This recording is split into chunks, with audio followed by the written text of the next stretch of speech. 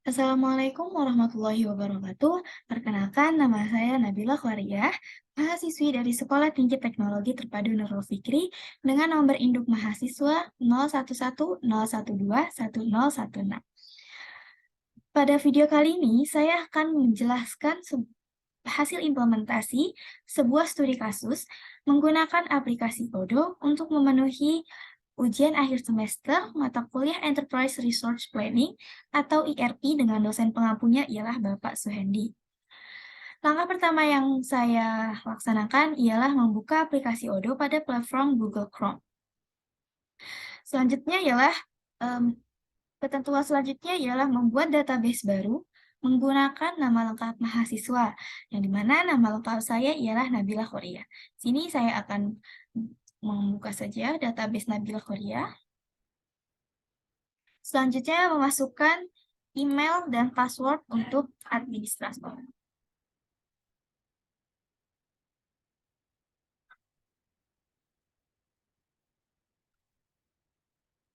Selanjutnya ialah kami diminta untuk membuat dua departemen, yaitu Departemen HRD dan Departemen Purchasing, yang dimana dari kedua departemen membutuhkan dua karyawan, yaitu sebagai manajer dan sebagai staff. Pada departemen HRD, kami membutuhkan manajer dan staff, di mana sini kami akan masuk ke dalam modul recruitment yang sebelumnya sudah saya download. Selanjutnya di sini silahkan mengklik menu job position. Lalu di sini menekan tombol create untuk membuat job title yang dibutuhkan. Yaitu di sini tulis saja manajer HRD, departemennya ialah Waket 3, lalu recruitment responsible-nya ialah atasnya untuk manajer HRD, dan di sini expected new employees yaitu karyawan yang dibutuhkan pada rekrutmen ini. Jika sudah, klik save. Di sini saya sudah membuat ada manajer HRD, staff HRD, manajer purchasing, dan staff purchasing. Yang dimana jika saya klik manajer HRD, maka di sini ada seperti ada yang sebelumnya, yaitu dengan departemen Waket 3, lalu recruitment responsible-nya ialah Genofanli, lalu membutuhkan karyawan baru sebanyak 2, dan lokasi pekerjaannya ialah STT Terpadu Nurul Fikri, Jalan Situ Indah, Kota Depok. Begitu juga untuk job positions yang lain akan dibuat seperti itu. Selanjutnya, jika sudah membuat semua job positions yang ditentukan pada studi kasusnya, kita di sini dapat mengklik menu job positions, lalu kita akan mengklik salah satu yang akan dibutuhkan untuk rekrutmen. Job yang akan dibutuhkan untuk rekrutmen, misalnya ialah manajer HRD.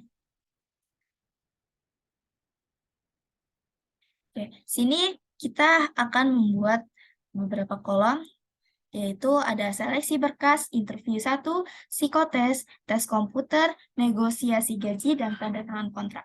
Selanjutnya, jika kita membuat create, maka di sini akan diminta untuk memasukkan nama yang telah ditentukan untuk manajer HRD, yaitu Putri Diana, lalu kontaknya jika belum ada, maka akan diminta untuk klik create and edit. Lalu masukkan nama manajer HRD, lalu masukkan alamatnya, dan jika sudah klik save. Lalu selanjutnya masukkan email dari karyawan tersebut, calon karyawan tersebut, yaitu putri@gmail.com. Lalu di sini, jika sudah, klik save. Namun karena saya sudah membuatnya sebelumnya, maka di sini sudah ada di dalam tanda tangan kontrak. Namun jika baru dibuat seperti tadi, jika formnya baru dibuat seperti tadi, maka akan muncul di dalam kolom seleksi berkas, yang dimana nanti akan kita drag ke interview 1, drag ke psikotes, drag ke tes komputer, negosiasi gaji, sampai ke tanda tangan kontrak. Jika sudah sampai ke tanda tangan kontrak, di sini kita dapat mengklik. Lalu akan diminta untuk mengisi seperti ini. Yang dimana di sini kontraknya dengan expected salary-nya sebesar 7 juta rupiah dan proposal salary-nya sebesar 6 juta rupiah. Dan ini tersedia pada tanggal 5 Februari 2023.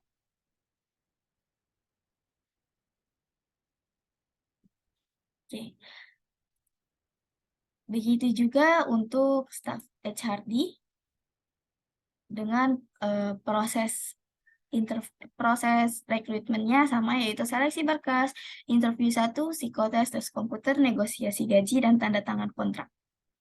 Di sini dengan nama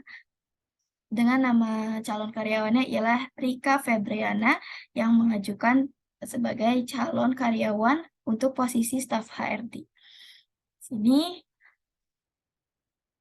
ialah nama kontaknya ialah Rika Febriana, emailnya rika@gmail.com, applicate job-nya ialah staff HRD, departemennya ialah WK3, responsible-nya ialah manajer dari HRD yaitu Putri Diana, lalu expected salary-nya sebesar 5 juta rupiah, proposal salary-nya sebesar 4 juta rupiah. Lalu pada manajer purchasing, di sini sama, namun saya belum mendrag dari seleksi sampai tanda tangan kontrak. Di sini saya akan mendrag terlebih dahulu.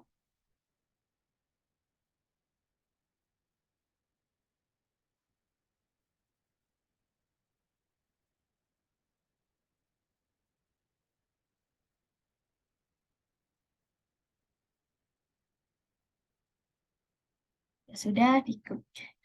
Maka di sini akan terlihat sampai dengan tanda tangan kontrak. Dengan isinya ialah sama. Ya, dengan kontaknya ialah Budi Gunawan, emailnya ialah budi@gmail.com, applicate job-nya ialah manager purchasing dengan departemen loket 3 dan responsible-nya ialah loket 2 yaitu He Chanli. Lalu di sini ada kontraknya, bagian kontrak yaitu expected salary-nya sebesar 7 juta rupiah, lalu proposal salary-nya sebesar 6 juta rupiah. Sama seperti manajer HRD. Oke, selanjutnya ialah staff purchasing,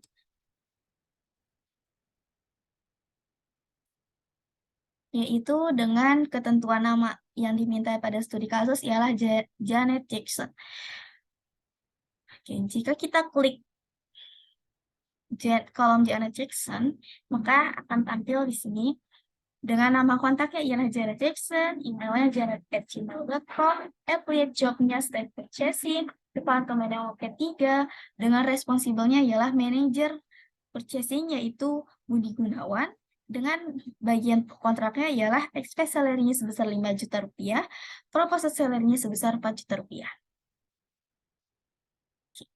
Selanjutnya, tahapan selanjutnya ialah kami diminta untuk membuat deskripsi dari masing-masing departemen.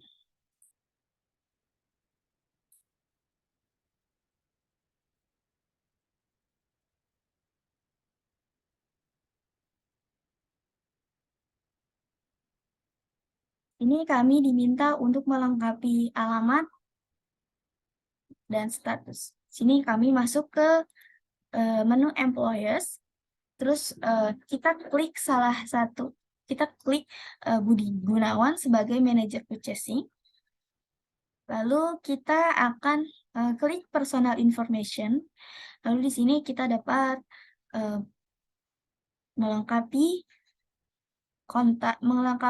form-form yang dibutuhkan yang telah ditentukan pada studi kasusnya.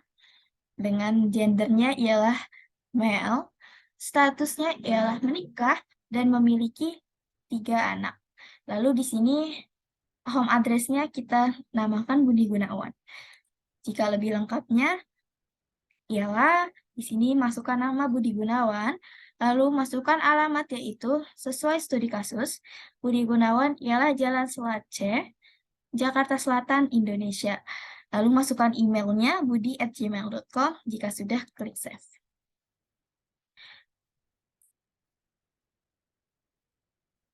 Selanjutnya juga ada Janet Jackson sebagai staff purchasing.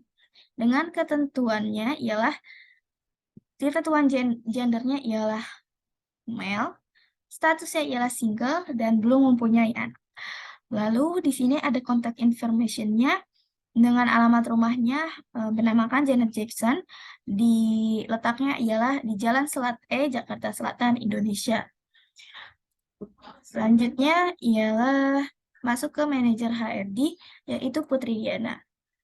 Di sini gender yang ditentukan pada studi kasus ialah female dengan statusnya ialah menikah lalu memiliki 2 anak.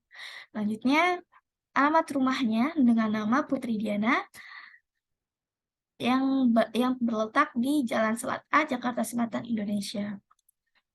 Lalu untuk staf HRD yaitu Rika Febriana. Di sini ketentuannya ialah gendernya female, statusnya single dan belum mempunyai satupun anak. Home address-nya dengan nama Rika Febriana, Jalan Selat B, Jakarta Selatan, Indonesia. Oke, selanjutnya ketentuan selanjutnya ialah membuat add user untuk keempat calon karyawan tadi. Di sini pada aplikasi Odoo masuk ke dalam menu setting. Lalu kita akan mengklik menu user. Lalu jika ingin membuat user baru, maka di sini kita dapat mengklik tombol create. Lalu contohnya ialah manajer HRD yaitu Putri Diana. Dengan emailnya tadi ialah putri@gmail.com. Lalu untuk application ininya tidak perlu diubah untuk manajer. Lalu jika sudah, klik save. Di sini saya sudah membuat untuk keempat calon karyawan tersebut. Yang pertama ialah manajer HRD yaitu Putri Diana. Jika kita klik, maka di sini sesuai yang sudah saya masukkan tadi. Dengan nama Putri Diana, emailnya putri@gmail.com. Lalu application untuk ininya tidak diubah kecuali untuk accounting and finance-nya yang tadinya advisor diubah menjadi billing. Jika sudah, klik save.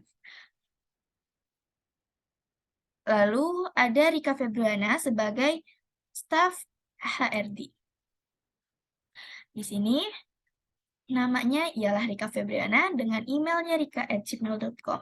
Application-nya akan dikosongkan semua kecuali untuk accounting and finance, employees, dan attendance. Di sini accounting and finance-nya diubah juga menjadi billing, employees-nya diubah menjadi employees karena dia hanya karyawan atau staff biasa, lalu attendance-nya diubah menjadi manual attendance. Jika sudah, klik save. Lalu selanjutnya ialah manajer purchasing, yaitu Bapak Budi Gunawan. Di sini namanya ialah Budi Gunawan, emailnya budi@gmail.com, lalu application-nya tidak diubah sama sekali, kecuali untuk accounting and finance diubah menjadi billing. Jika sudah, klik save. Selanjutnya ialah untuk staff purchasing yaitu Janet Jackson. Di sini namanya ialah Janet Jackson, lalu emailnya ialah janet@gmail.com dan tidak ada yang dirubah sama sekali kecuali accounting and finance-nya menjadi billing, employees-nya menjadi employee, dan attendance-nya menjadi manual attendance. Jika sudah, klik save. Selanjutnya ialah membuat salary rule di payroll. Sini kita masuk menu payroll, lalu kita untuk membuat salary rules-nya, kita mengklik tombol menu salary rules-nya. Selanjutnya, jika ingin membuat baru, kita mengklik tombol create, lalu masukkan semuanya dengan lengkap. Contohnya sebagai studi kasus yang ada pada PDF, ialah di sini kita memasukkan gaji pokok manajer, ketentuannya ialah Untuk manajer, gaji pokok manajer sebesar 7 juta, tunjangan makan manajer, tunjangan transportasi manajer, tunjangan jabatan manajer, potongan BPJS Kesehatan kelas 1, dan potongan BPJS Tenaga Kerja kelas 1. Untuk gaji pokok manajer, jika kita klik, maka kita di sini mengisi namanya ialah gaji pokok manajer. Kategori yang akan digunakan ialah basic, kodenya ialah GPM, sequence-nya ialah sebanyak 10. Lalu di sini kita akan mengklik active dan appears on payslip. Untuk conditions, amount type dan quantity-nya nggak usah diubah. Namun kita di sini mengubah fixed amount-nya menjadi sebesar 7 juta sesuai dengan ketentuan. Jika sudah maka akan klik save. Dilanjutkan dengan tunjangan makan manajer. Oke. Tunjangan makan manajer di sini kategorinya berbeda, yaitu allowance, sekuensinya masih sama. Lalu di sini fixed amount-nya sesuai dengan ketentuan 1.500.000. Tunjangan transportasi manajer dengan semuanya sama, hanya berbeda di fixed amount-nya yaitu sebesar 1.800.000. Selanjutnya tunjangan jabatan manajer. Untuk mengisi semua formnya masih sama, tapi untuk fixed amount-nya sebesar 2 juta rupiah. Lalu untuk potongan BPJS Kesehatan kelas 1-nya, sini namanya sesuai dengan ketentuan pada PDF, potongan BPJS Kesehatan kelas 1. Kategori untuk BPJS ini ialah deduction. Lalu di sini fixed amount sesuai ketentuannya ialah Rp500.000. Jika sudah, klik save. Lalu untuk potongan BPJS Tenaga Kerja kelas 1 masih sama untuk semua formnya, kecuali fixed amount-nya menjadi Rp600.000. Lalu untuk gaji pokok staff, di sini kategorinya seperti gaji pokok manajer, yaitu basic. Sekuensinya kita masukkan sebanyak 25 dengan kodenya GPS. Lalu fixed amount-nya ialah 5 juta rupiah sesuai dengan ketentuan pada PDF studi kasus. Selanjutnya untuk tunjangan makan staff, di sini sekuensinya juga 25. Kategorinya allowance. Lalu di sini fixed amount-nya sesuai ketentuan ialah Rp1.200.000. Lalu klik save jika sudah. Selanjutnya tunjangan transportasi. Sekuensinya ialah masih 25. Lalu fixed amount-nya ialah sebesar Rp1.600.000. Dengan kategorinya masih sama, yaitu allowance. Lalu potongan BPJS Kesehatan kelas 2. Di sini sekuensinya ialah 25. Kategori untuk BPJS sama seperti yang manajer tadi, yaitu deduction. Lalu di sini menggunakan kode BPJS 2. Lalu fixed amount-nya ialah sebesar Rp400.000. Lalu yang terakhir, potongan BPJS Tenaga Kerja kelas 2. Dengan sekuensinya masih sama 25.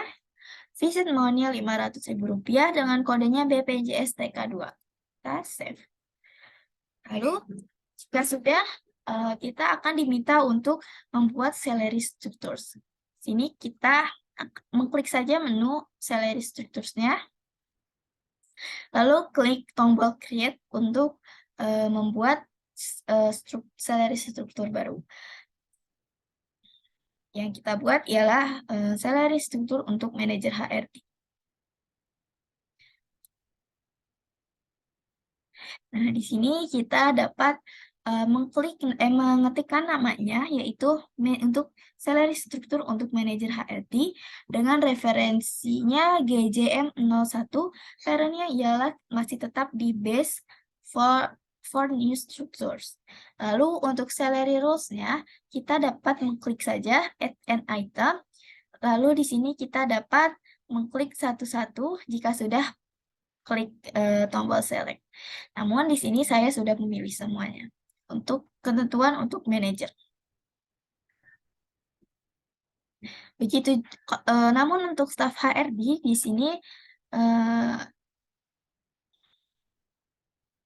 kode referensinya berbeda, yaitu GJS 01, lalu salary rules-nya ialah sesuai pada ketentuan yang dibutuhkan untuk staf ialah gaji pokoknya, tunjangan makan staf, tunjangan transportasi staf, potongan BPJS Kesehatan kelas 2, serta potongan BPJS Tenaga Kerja kelas 2. Selanjutnya ada manajer purchasing dengan kode referensinya GJM02, lalu salary rules-nya sama seperti manajer HRD. Selanjutnya ada staff purchasing dengan kode referensinya GJS02, dan salary rules-nya sama dengan staff HRD. Oke, selanjutnya ialah membuat kontrak untuk karyawan, untuk keempat calon karyawan tersebut. Di sini kita dapat mengklikkan menu Employees. Lalu jika kita ingin membuat kontrak dengan manajer HRD, di sini dapat kita klik. Oke, di sini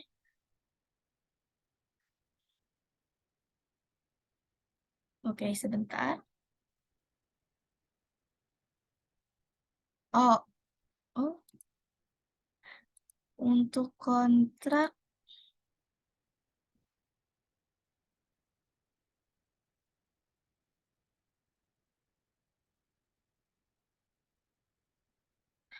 untuk kontrak ya tetap masuk ke dalam menu employees. Selanjutnya kita pilih menu kontrak. Lalu kita buat, jika ingin membuat kontrak baru, kita klik tombol create. Sini kita diminta untuk membuat kontrak untuk calon karyawan Putri Diana, Rika Febriana, Budi Gunawan, dan Janet Jackson dengan masa kerja kontrak 3 bulan dan masa trainingnya hanya 1 bulan. Di sini kontrak kerja yang dibuat untuk Putri Diana sebagai manajer HRD. Di sini kita dapat masukkan nama kontraknya, ialah kontrak kerja Putri Diana. Masukkan nama karyawannya, ialah Putri Diana. Jika kita mengklik Putri Diana, maka ini otomatis terisi. Job title-nya, departemen, dan kontrak type-nya otomatis terisi. Lalu salary strukturnya kita dapat memilih, yaitu manajer HRD dengan trial period duration, yaitu 1 Oktober sesuai tahun 2021 dan sampai 30 November 2021. Durasi untuk kontraknya dari 1 Oktober 2021 sampai 31 Desember 2021 sesuai dengan ketentuan yang diminta di dalam studi kasus. Untuk working schedule-nya di sini kita klik Putri Diana. Untuk lebih jelasnya hanya berisikan nama Putri Diana, work group manajernya ialah Putri Diana, dengan working time atau waktu kerjanya ialah 5 hari, dari hari Senin sampai hari Jumat. Jika sudah mengisi semuanya, kita akan sukses. Lalu untuk pembayaran, jadwal pembayarannya ialah per bulan, atau jadwal penggajiannya ialah per bulan. Selanjutnya, ini kontrak kerja untuk Rika Febriana sebagai staf HRD. Dengan trial period duration-nya sama seperti manajer HRD, duration-nya juga sama. Working schedule-nya ialah Rika Febriana dengan banyak waktu kerjanya sama seperti karyawan sebelumnya, dan schedule pay-nya monthly atau per bulan. Lalu kontrak kerja untuk manajer purchasing yaitu Bapak Budi Gunawan. Employee-nya ialah Budi Gunawan, lalu job title manager purchasing, departemen yang ketiga, dan kontrak type-nya employee. Di sini saya manager purchasing, trial period duration dan duration-nya sama seperti sebelumnya. Lalu working schedule-nya Budi Gunawan dengan ketentuan hari kerjanya sama seperti sebelumnya. Lalu jadwal pembayarannya juga sama, yaitu per bulan. Selanjutnya kontrak kerja Janet Jackson. Oke, di sini nama employee-nya ialah Janet Jackson. Job title-nya Staff Purchasing, Departemennya Waket 4, kontrak type-nya employee, salary strukturnya Staff Purchasing. Jika kita lihat lebih jelas, di sini salary strukturnya sama seperti yang telah kita masukkan tadi ya, ada gaji pokok, tunjangan makan, tunjangan transportasi, BPJS kelas 2, dan potongan BPJS tenaga kerja kelas 2. Selanjutnya, period duration dan duration-nya sama seperti sebelumnya. Working schedule-nya Janet Jackson dengan ketentuan hari kerjanya sama, yaitu 5 hari dari Senin sampai Jumat. Lalu pembayaran gajinya per bulan. Selanjutnya yang diminta ialah membuat alokasi cuti menikah sebanyak 4 hari. Untuk cuti di sini kita masuk ke dalam menu leaves. Lalu masuk ke dalam allocation request. Nah, di sini diminta untuk memasukkan jatah cuti menikah. Sorry, tapi sebelum untuk itu kita masuk ke menu configuration untuk membuat cuti menikah. Di sini jika ingin membuat, klik tombol create. Di sini saya sudah membuat yaitu cuti menikah dengan leave type-nya cuti menikah, allow to override limit-nya di checklist, color in report-nya ialah warna merah, dan active-nya di checklist. Jika sudah, klik save. Selanjutnya, kita ke allocation request dan membuat jatah cuti menikah untuk keempat karyawan tadi. Di sini kita buka Putri Diana. Di sini kita akan menjatahkan sebanyak 4 hari untuk cuti nikah. Dengan deskripsinya, cuti menikah, leave type-nya cuti menikah, durasinya 4 hari, modenya by employee, employee-nya untuk Putri Diana, dan yang dimana Putri Diana ada di Departemen Waket 3. Selanjutnya untuk Rika Febriana juga sama isinya, namun di sini bedanya Rika Diana ialah Waket 4 karena Rika Febriana ialah seorang staf untuk staf HRD. Lalu untuk Budi Gunawan juga sama 4 hari. Lalu juga untuk Janet Jackson juga sama dengan jatah dari kantor ialah 4 hari. Oke. Selanjutnya ialah Janet Jackson mengajukan cuti menikah 2 hari, buatlah pengajuan cutinya. Dan approval dilakukan oleh manajernya, yaitu Bapak Budi Gunawan. Oke.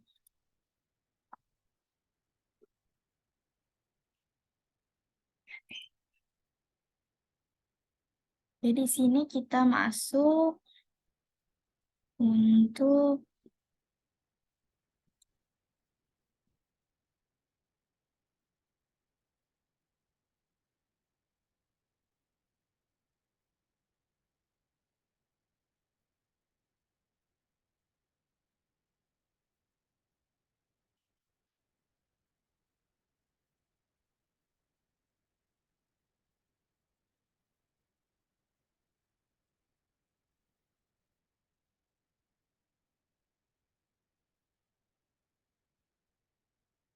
Oke, di sini kita akan membuat ya Janet Jackson. Kita masukkan pada bulan November tanggal 10 sampai 11. Karena di sini untuk Janet Jackson diminta untuk 2 hari sebagai jatah diminta untuk membuat cuti menikah sebanyak 2 hari. Oke, di sini kita akan memasukkan deskripsinya ialah cuti menikah, leave type-nya cuti menikah, durasinya dari 10 November 2021 sampai 11 November 2021. Maka di sini otomatis akan tertulis 2 hari. Oke. Lalu di sini kita pilih employee-nya yaitu Janet Jackson. Karena Janet Jackson ingin mengajukan cuti menikah sebanyak 2 hari. Dengan waketnya ialah waket 4 karena dia adalah staff purchasing. Jika sudah kan klik save. Lalu selanjutnya ialah Untuk Rika Febriana, di sini Rika Febriana mengajukan pada tanggal 23 sampai 25 Januari 2023. Di sini otomatis akan berubah menjadi 3 hari. Oke, di sini kita membuat untuk Mbak Rika Febriana sebagai departemen di Waket 4. Dengan deskripsinya cuti menikah, leave type-nya cuti menikah. Jika sudah, klik save. Oke, selanjutnya kita masuk ke dalam new incognito window. Lalu kita masuk kembali ke dalam localhost. Kita pilih database Nabila Khoriyah. Lalu di sini kita masuk ke dalam manajer HRD untuk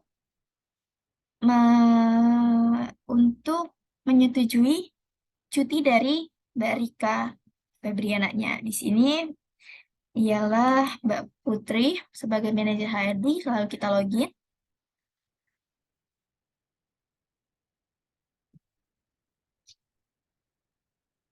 Lalu di sini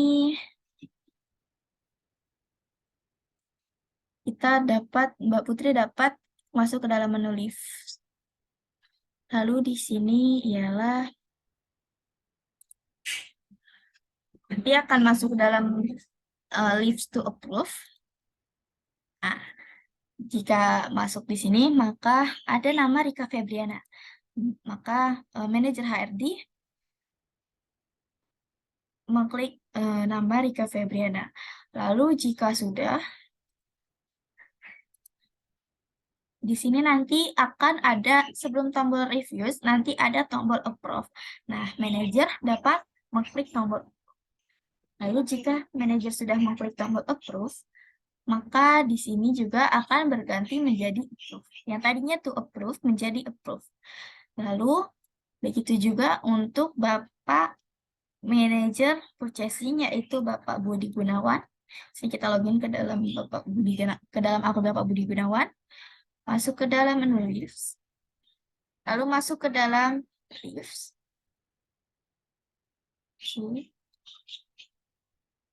Di sini ya staffnya ialah Janet Jackson. Jika sudah mengklik nama Janet Jackson, maka di sini nantinya juga ada tombol approve. Manajer purchasing dapat mengklik tombol approve jika menyetujui untuk memberikan cuti kepada Janet Jackson. Jika sudah pun, maka nanti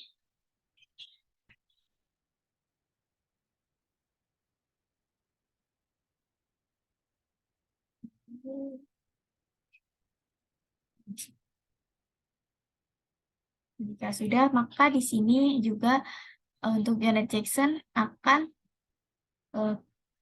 posisinya akan pada approve, yang tadinya to approve menjadi